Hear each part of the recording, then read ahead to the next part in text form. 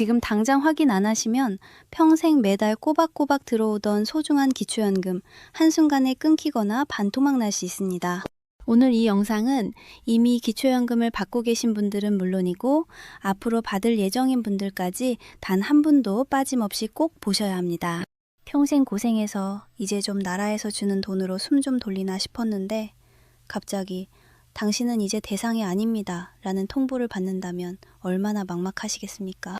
에이, 설마 나라에서 주던 걸 뺏어가겠어? 라고 생각하시겠지만 지금 정부에서는 이미 대대적인 칼질을 준비하고 있습니다.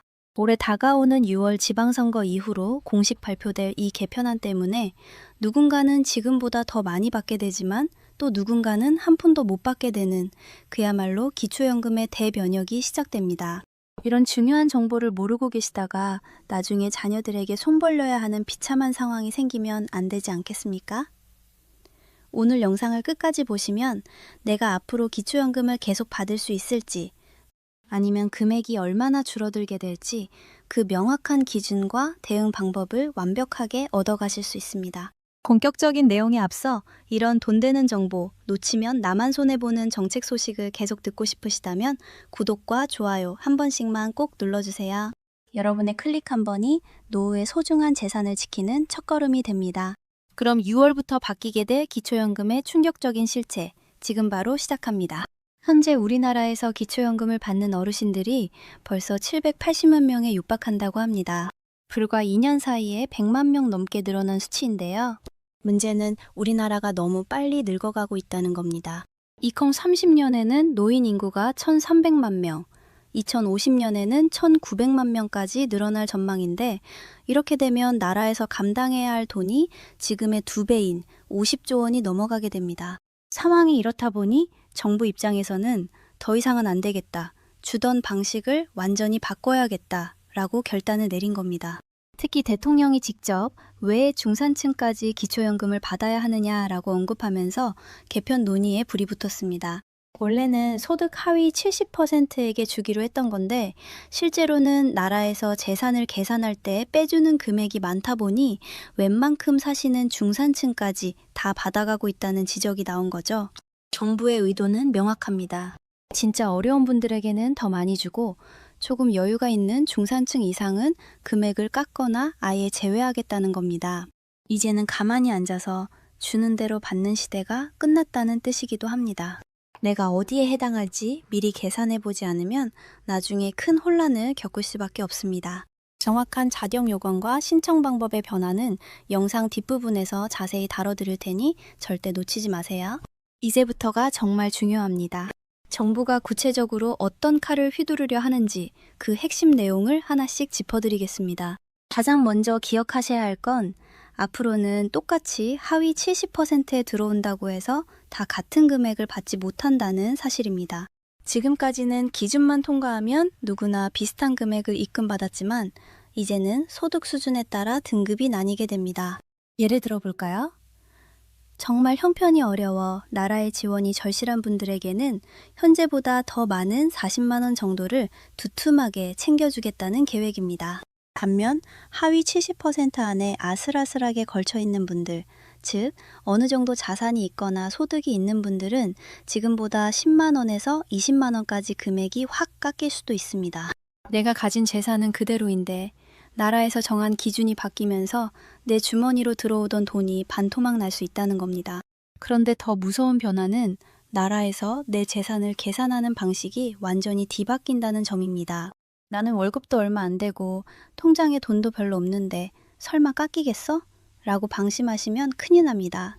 현재는 근로소득을 계산할 때 106만 원이라는 큰 금액을 먼저 빼주는 공제 혜택이 있었습니다.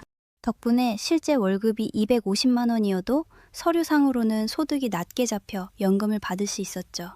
하지만 정부는 이 공제 혜택이 너무 과하다고 보고 있습니다.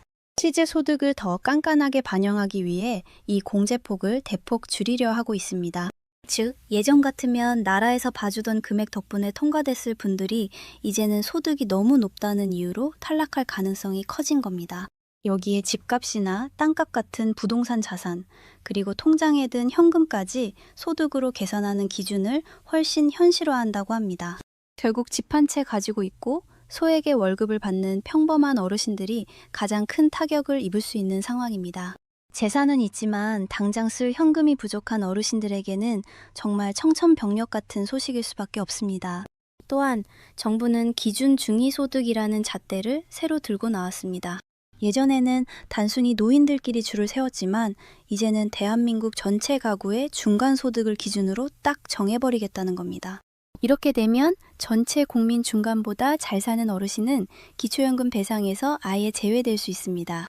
나라 곳간이 비어가니 어쩔 수 없다는 의견도 있지만 평생 성실히 일해 집 한 채 마련한 게 죄가 되어 연금이 깎이는 건 아닌지 걱정하시는 분들이 많습니다.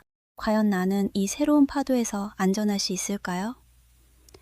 내 재산 목록을 다시 한번 점검해 보셔야 할 때입니다. 자, 그럼 가장 궁금해하실 부분입니다. 이렇게 바뀌는 기초연금, 나는 과연 받을 수 있을지, 그리고 어떻게 신청해야 하는지 그 구체적인 요건을 정리해 드리겠습니다. 이번 개편안의 핵심은 기준 중위소득 100%를 넘지 않아야 한다는 겁니다.